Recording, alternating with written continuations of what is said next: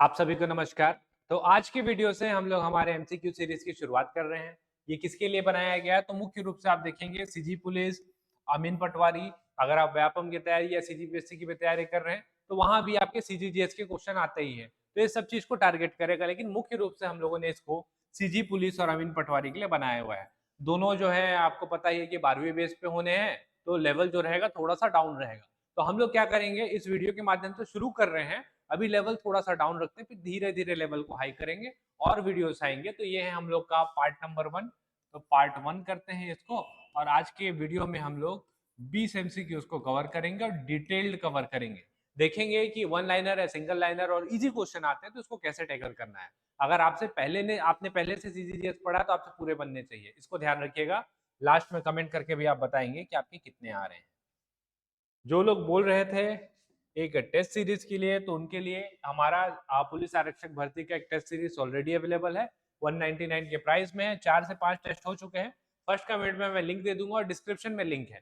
नहीं तो आप इस 2 नंबर पे कांटेक्ट करके, व्हाट्सअप करके या कॉल करके ऑफिस टाइम पे जानकारी प्राप्त कर सकते हैं। और हमने और भी कुछ कोर्सेज लॉन्च किए आप सबको ध्यान में रखते हुए, जैसे छत्तीसगढ़ का सामान्य ज्ञान। बहुत लोगों को दिक्कत होता है ना कि सर सीजीजीएस, ये मेरे द्वारा रिकॉर्ड किया गया है पूरा सीजीजीएस और कंप्लीट सीजीजीएस मिलेगा। 90% वीडियोस तो ऑलरेडी अपलोडेड हैं इसमें, 10% बचे हुए हैं जो अपडेटेड फॉर्म में आपको अवेलेबल करा दिए जाएंगे। अमीन पटवारी, आप अगर वेट कर रहे हैं तो अमीन पटवारी का भी कंप्लीट क्रैश कोर्स हमने अवेलेबल करा दिया है। ये भी 90% अपडेटेड है, कुछ पोर्शन आएगा और ये कंप्लीट हो जाएगा। सारा कुछ आपको ऐप में मिल जाएगा। ऐप का लिंक जो है मैं कमेंट बॉक्स में फर्स्ट कमेंट में दे दूंगा। चलिए आते हैं और आज का हम लोग का जो एमसीक्यू है उसको देखते हैं। कुछ नया है आप लोगों के लिए, नए प्रकार का एक स्लाइड्स हम लोगों ने आपके लिए लेके आया ताकि आप और ज्यादा बेहतर तरीके से इसको समझ पाए। सबसे पहला क्वेश्चन है, छत्तीसगढ़ को राज्य भाषा का दर्जा कब प्राप्त हुआ? छत्तीसगढ़ी को होना चाहिए था, यहाँ छत्तीसगढ़ लिखा गया है। ऑप्शन देखते हैं हमारा 28 नवंबर 2001, 1 जुलाई 2002, 1 नवंबर 2002 या 28 नवंबर 2007। तो याद रखिएगा छत्तीसगढ़ राज्य का निर्माण कब हुआ था। आपको लगेगा कि इतना इजी क्वेश्चन नहीं पूछेगा, लेकिन याद रखिएगा पूछ सकता है। तो 1 नवंबर 2000 को छत्तीसगढ़ राज्य का निर्माण हुआ। जो बेसिक से कर रहे हैं उनके लिए तो ये भी बड़ा क्वेश्चन है। और छत्तीसगढ़ी को राजभाषा का दर्जा कब मिला? हमारा 28 नवंबर 2007 को मिला हुआ है। इस चीज को ध्यान रखेंगे, ठीक है। राजभाषा दिवस भी हम लोग इस दिन पे मनाते हैं। अगला, छत्तीसगढ़ की प्रथम महिला मंत्री कौन है? छत्तीसगढ़ की प्रथम महिला मंत्री बताइए। श्रीमती गीता देवी सिंह, श्रीमती पद्मावती देवी, मिनी माता और दुर्गावती, इनमें से कौन है? पहले सही आंसर करते हैं। इसका सही answer option number A, Shrimati Gita Devi Singh. MP और सीजी दोनों मिला करके पूछते हैं ना तो पद्मावती देवी जी है। और मिनी माता कौन है? आपने सुना होगा, मिनी माता हसदेव बांगो परियोजना, इनके नाम से बांध का नाम है और बहुत बड़ा बांध है ना, जो कोरबा के हैं। और जो पहले से छत्तीसगढ़ पढ़ रहे हैं वो तो जानते ही हैं कि छत्तीसगढ़ का सबसे ऊंचा बांध मिनी माता के नाम पे है, मिनी माता हसदेव बांगो परियोजना। कितना? 87 मीटर ऊंचा, सबसे ऊंचा बांध यही है। और मिनी माता कौन थी? तो मिनी माता थी छत्तीसगढ़ की पहली महिला सांसद, छत्तीसगढ़ की पहली महिला सांसद। तो कभी कभी जो क्वेश्चन आते हैं उसको जब आप एनालिसिस करेंगे तो ये डिटेल निकलते हैं और यहाँ से भी क्वेश्चंस बनते हैं। तो ये सब इंफॉर्मेशन आपको ध्यान रखना है। अगला, छत्तीसगढ़ में साल वनों का द्वीप किस क्षेत्र को कहा जाता है? कोंडागांव, नारायणपुर, बस्तर या दंतेवाड़ा? तो बताना है आपको कि साल वनों का द्वीप किसे कहा जाता है। आपने अभी तक कर लिया होगा। और आते हैं इसके सही उत्तर में। छत्तीसगढ़ में साल वनों का द्वीप कहा जाता है किसको?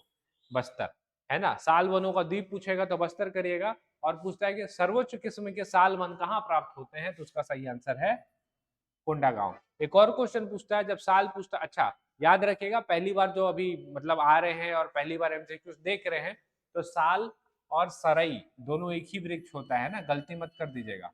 साल और सरई दोनों एक ही वृक्ष है, ठीक। तो एक रहता है साल और एक रहता है सागौन। सागौन का वृक्ष होता है। तो हमारे पास छत्तीसगढ़ में साल और सागौन बहुत प्रचुर मात्रा में पाया जाता है। साल को देखेंगे तो लगभग 40% है और सागौन तो है ही ठीक ठाक है, 9-10% आसपास है। तो सागौन वृक्ष आपको नारायणपुर के खुरसैल घाटी, खुरसैल घाटी और कवर्धा का चिल्फी घाटी, ये वो दो जगह है जहां पे अच्छे खासे तादाद में और अच्छे किस्म के सागौन वन की प्राप्ति होती है, ठीक है।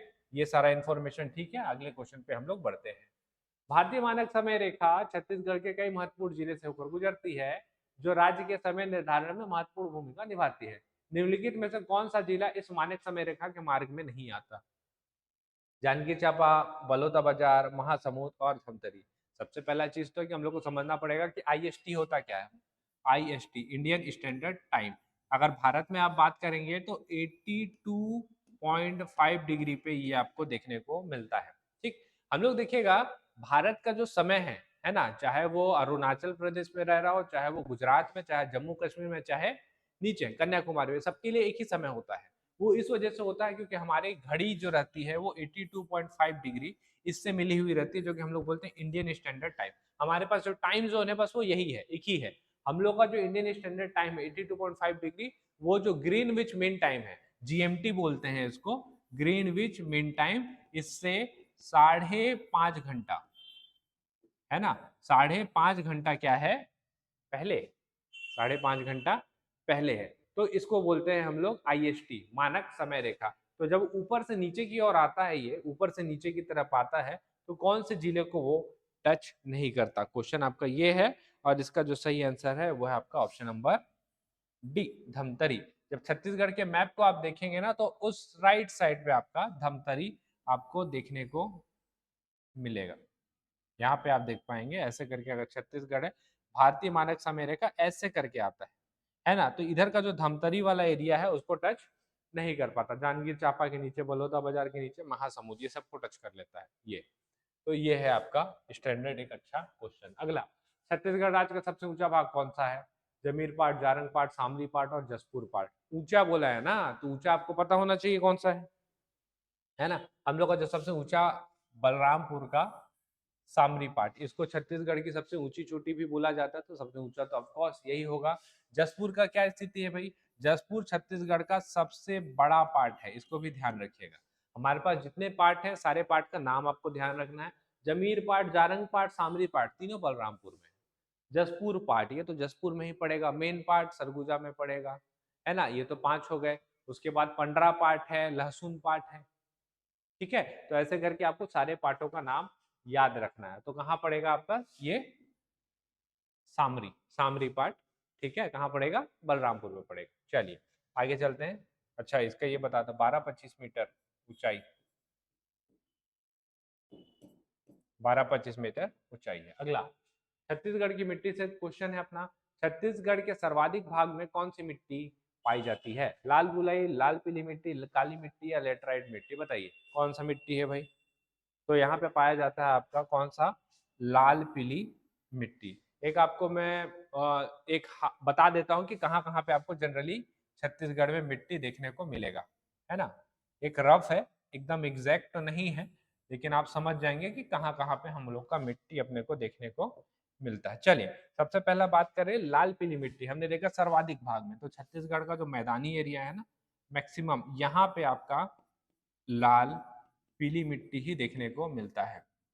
कितना बोलते हैं? 50 से 55% एरिया में तो यही है इकलौता लाल पीली मिट्टी। लाल बुलई, है ना। और लाल बुलई आपको कहाँ देखने को मिलेगा? लाल बुलई अपने को देखने को मिलेगा बस्तर की तरफ, ये नीचे वाला जो बाकी इधर दिख रहा है, तो यहाँ पे हम लोग कर देंगे क्या? लाल बुलई। उसके बाद दूसरा था लाल दोमट, तो सुकमा और दंतेवाड़ा, दंतेवाड़ा और सुकमा, ये वाला एरिया है दो मठ का, दो मटका, ठीक। और क्या बच गया आपका? काली मिट्टी। तो काली मिट्टी जो है ये कवर्धा और राजनांदगांव वाला एरिया, ये यहाँ पे आपको काली मिट्टी देखने को मिलती है। ये तो हो गया। और काली मिट्टी एक और जगह मिलेगी आपको देखने को, वो है आपका ये पाट प्रदेश में। पाट प्रदेश में आपको एक लेटराइट मिट्टी देखने को मिलती है और काली मिट्टी भी देखने को मिलती है। अच्छा, बहुत लोगों को इसके बारे में नहीं पता होगा, बता देता हूं मैं आपको। काली मिट्टी का ही लेटराइजेशन प्रक्रिया होता है, फिर वो लेटराइट मिट्टी बनती है। वो बेसाल्टिक लावा से ही दोनों निर्मित है ना। लेटराइट मिट्टी और काली मिट्टी दोनों आपका बेसाल्टिक लावा से ही निर्मित होता है। इस चीज को ध्यान रखिएगा। और आपको इस ये जो छत्तीसगढ़ की मिट्टी, आपने ये तो समझ लिया, इसके अलावा एक चीज और समझना है आपको, इनका अन्य नाम क्या है। जैसे लाल पीली मिट्टी को मटासी बोलेंगे, काली मिट्टी को कन्हार भर्री रेगुर कपासी चिका सेम्पू ये बोलते हैं, लेटराइट मिट्टी को भाटा बोलते हैं। इतने में आपका मिट्टी खत्म हो जाता है। अगला, रकसगंडा जलप्रपात किस जिले में स्थित है? तो सूरजपुर में आपको देखने को मिलेगा। नहीं गए होंगे तो जरूर जाइएगा। शानदार जगह है, एक साइड पे आपका इधर छत्तीसगढ़, दूसरे साइड पे झारखंड, ऐसा देखने को मिलेगा आपको। चलिए अगला, पहाड़ों की जोड़ी देखना है, निम्नलिखित में से कौन सी जोड़ी सही नहीं है? अलबक्का की पहाड़ी, मांझी डोंगरी, कैमूर पर्वत, छोटा डोंगर। आपको बताना है कौन सा सुमेलित नहीं है। तो कौन सा सुमेलित नहीं है? अलग से ही दिख रहा है छोटा डोंगर। छोटा डोंगर कहाँ? कोंडा गांव में नहीं है, ये कहाँ है? नारायणपुर में आपको देखने को मिलेगा। अब देखिए अलबक्का की पहाड़ी, ये बहुत महत्वपूर्ण है, सीजीपीएससी में भी इससे संबंधित क्वेश्चन आ चुका है। कहाँ है पूछा था। अच्छा प्री का बात होता तो बात भी था, मेंस में पूछ दिया था अलबक्का की पहाड़ी के बारे में बताइए, 2 नंबर का क्वेश्चन आया हुआ था। तो ऐसे छोटे छोटे क्वेश्चन आते हैं कभी कभी, है ना, आपको वही लिखना पड़ेगा जो आपने प्री में पढ़ा हुआ है। तो मांझी डोंगरी, बस्तर, कैमूर पर्वत श्रृंखला, कोरिया, ये सारा चीज तो आपको पता ही है। अगले प्रश्न पे हम लोग बढ़ेंगे। अगला है छत्तीसगढ़ का प्रथम परियोजना। छत्तीसगढ़ का प्रथम परियोजना कौन सा है भाई? महानदी है, मिनी माता है, तांदुला है और रुद्री बैराज है। प्रथम परियोजना पूछा है, ध्यान रखिएगा। तो प्रथम परियोजना अगर आपसे पूछेगा तो इसका सही आंसर क्या हो जाएगा? रुद्री बैराज परियोजना। और एक और क्वेश्चन इससे बनता है, रुद्री को हम लोगों ने क्या ना शुरुआत तो पहले किया था लेकिन खत्म नहीं कर पाए थे। आपसे एक दूसरा क्वेश्चन पूछता है कि प्रथम तैयार परियोजना कौन सा है? तो ये आएगा उसका आंसर, कौन सा? तांदुला परियोजना। तांदुला उस टाइम पे तैयार था, तो तैयार परियोजना पूछेगा तो ये हो जाएगा। ठीक है। अगला, वर्तमान में छत्तीसगढ़ में कुल कृषि उपज मंडियां कितनी है? तो बहुत बार रिपीट हुआ है क्वेश्चन, क्वेश्चन आता भी है दोबारा, कितना? 69। अगला, ये अच्छा क्वेश्चन, छत्तीसगढ़ में वनों का क्षेत्रफल कितना है? आपके पास 4 ऑप्शन दिया हुआ है, इसको एक बार आप ट्राई करके देखेंगे, है ना। छत्तीसगढ़ में वनों का क्षेत्रफल अपने पास है 44.25, ये है हमारा सही उत्तर, विकल्प सी इसका सही उत्तर हो जाएगा। अच्छा आर्थिक सर्वेक्षण के हिसाब से कर रहे हैं हम लोग। आपसे एक दो चीज और पूछ सकता है, वो मैं यहाँ पे क्लियर कर देता हूँ। आपसे पूछेगा छत्तीसगढ़ वन क्षेत्रफल की दृष्टि से भारत में कौन से क्रमांक पे है? तो आ जाएंगे हम लोग फोर्थ। एक क्वेश्चन आता है कि वन आवरण की दृष्टि से हम कौन से क्रमांक में हैं? तो आ जाएंगे थर्ड, ये हो गया। एक क्वेश्चन आपसे अभी रिसेंटली आपका ईडीआई के एग्जाम में पूछा था। हमारे पास 3 टाइप के वन है ना, आरक्षित, संरक्षित और तीसरा अवर्गीकृत। आपसे ये वाला क्वेश्चन पूछा था, अवर्गीकृत वाला क्वेश्चन पूछा था, तो इसको भी आप देख लेंगे, क्योंकि इसको भी मिलान करने के लिए या डायरेक्ट भी क्वेश्चन पूछ सकता है, कोई बहुत बड़ा चीज नहीं है। तो आरक्षित है अपने पास 43.31% में देखने को मिलेगा। उसके बाद है आपका संरक्षित, जो कि है आपका 40.18 में देखने को मिलेगा। 16.6% में आपको अवर्गीकृत, 16.61% में अवर्गीकृत देखने को मिलेगा। तो आपसे ये क्वेश्चन भी पूछ सकता है। ये सारा जितना क्षेत्रफल से जितना आपका इकोनॉमिक सर्वे का डेटा था, इसी एक जगह पे हमने कर लिया, जरूरत ही नहीं है आगे जाने का आपको, इतने में ही आपका इकोनॉमिक सर्वे का सारा डेटा हो गया वन का। अगला, निम्नलिखित में से कौन सा फसल में समर्थन मूल्य नहीं दिया जाता? धान, गेहूं, कोदो, कुटकी और मक्का। आपको पता है अच्छे से कि गेहूं में नहीं दिया जाता है, धान तो जानते ही है ना, धान में तो मिलता ही है। ठीक है। अगला, मुड़िया, मारिया, मुड़िया, दुर्ला इस राज्य के निम्नलिखित में से किस जनजाति की उप जनजातियां हैं? तो बैगा, कमार, गोड़ या कंवर।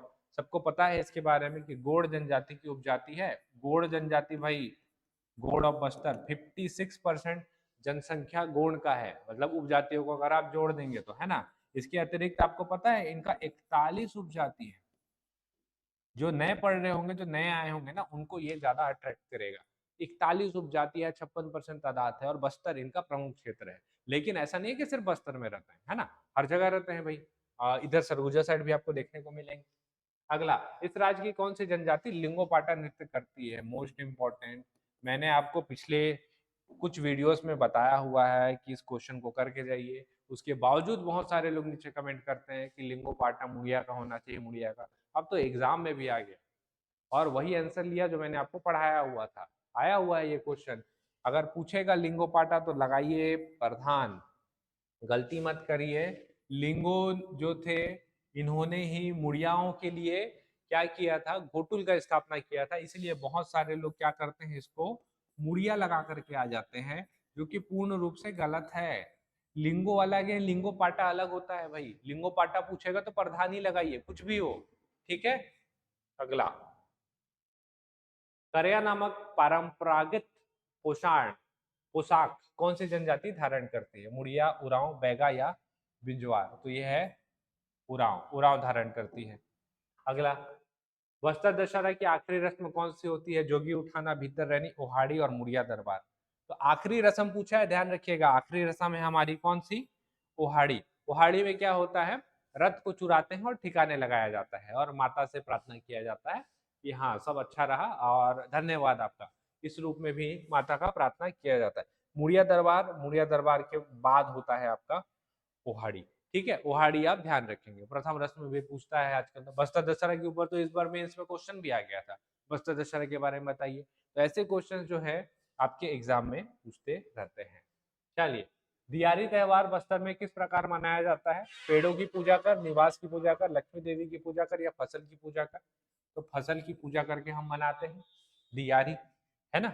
अगला, किस जनजाति में विवाहित महिलाएं सफेद साड़ी पहनती है? मुंडा, उरांव, गोंड और भुंजिया। बहुत सारे लोग, जब ये क्वेश्चन आया था ना इंजीनियरिंग में, इंजीनियरिंग का जब पेपर हुआ था, तो सब कहाँ लगा क्या पता? उरांव, लेकिन गलत आंसर है इसका सही आंसर क्या है? भुंजिया। और तब से ये क्वेश्चन गोल गोल घूम रहा है, दोबारा आता है तब भी लोग कंफ्यूज हो जाते हैं, है ना, लेकिन इसका भुंजिया ही सही आंसर है। किस जनजाति के द्वारा रसोई घर को लाल बंगला कहा जाता है? कमार, भुंजिया, गोड़ और हलवा। अगेन ये अच्छा क्वेश्चन है, बार बार रिपीट करता है और पता होना ही चाहिए आपको, और वही आंसर ही है इसका फिर से, क्या? भुंजिया। ठीक है, और लास्ट क्वेश्चन है आप लोगों के लिए, राज्य की इस राज्य के निम्नलिखित में से किस लोकगीत में सारंगी और एक तारा का संगीतवाद के रूप में प्रयोग किया जाता है? आपको पता है सारंगी और एक तारा का इस्तेमाल क्यों होता है? दुख को और करुणा को प्रकट करने के लिए। तो उठा लीजिए, देख लीजिए, सुहा तो प्रेम गीत है, पंथी गीत, इसमें क्या करते हैं? कथा वादन करते हैं, देवताओं की स्तुति, तो दुख क्यों होगा? बांस गीत में करुणा है, करुणा रस है, लेकिन इसमें मोर ध्वज और कर्ण का करुणा स्वरूप आप दिखाते हैं। इसका सही आंसर जो है ना, वो है आपका भरथरी, जिसमें राजा भरथरी और रानी पिंगला की वियोग भरी गाथा का जिक्र है। और भरथरी गायन का सुप्रसिद्ध गायन जो करती थी, वो करती थी स्वर्गीय श्रीमती सुरुजबाई। इनका नाम याद रखेगा, सुरुजबाई खांडे, ये करती थी। ठीक है, तो यहाँ पे होता हम लोग का आज का 20 क्वेश्चन समाप्त। थोड़े से कम है और कोशिश करेंगे और ज्यादा क्वेश्चन लाऊं मैं, एटलीस्ट हम लोग को शुरू करना था, तो यहाँ से हम लोग ने इस वीडियो को शुरू किया। ये हमारा टेस्ट नंबर 1 का है, सीजी पुलिस के टेस्ट नंबर 1 का है। तो यहाँ से हम लोगों ने शुरू किया, आप कंटिन्यू करेंगे और एमसीक्यूज ड्यूरेशन में आते रहेंगे। तो सीजी पुलिस जो तैयारी कर रहे हैं, अमीन पटवारी जो तैयारी कर रहे हैं, अगर आप अंबिकापुर से हैं तो ऑफलाइन भी हमारे द्वारा बहुत सारी सेवाएं प्रदान की जाती है। आप डिस्क्रिप्शन बॉक्स में जा करके हमसे कांटेक्ट कर सकते हैं और डिटेल प्राप्त कर सकते हैं क्लासेस के बारे में। सीजीपीएससी प्रीलिम्स वगैरह की भी क्लासेस हमारी कंटिन्यू चली रही है। चलिए, मिलेंगे हम लोग अगले वीडियो पे और एमसीक्यूज देखेंगे और चर्चा करेंगे और डिटेलिंग पे जाएंगे। तब तक के लिए आप सभी का बहुत बहुत धन्यवाद।